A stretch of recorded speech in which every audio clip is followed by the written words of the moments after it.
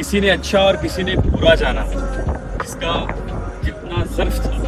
اس نے اسی طرح پہچانا۔ آج کا میسیج ان لوگوں کے لیے جو ہمیں اکثر تنقید کرتے ہیں اور میسیج کر دیتے ہیں جناب آپ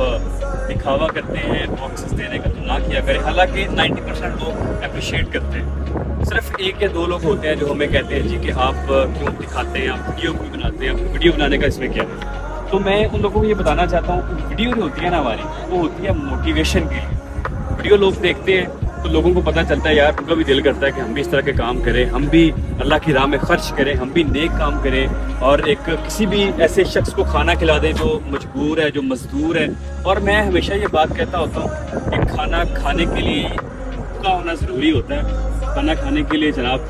غریب ہونا ضروری نہیں ہے۔ اور ہم تو کوشش کرتے ہیں ہمیں اس طرح کا بندہ مل جائے جو مزدور ہی ہو، اس طرح کو ڈیزرونگ ہو، لیکن یہ بھوکا ہم دیکھتے ہیں صرف کہ بندہ بھوکا ہو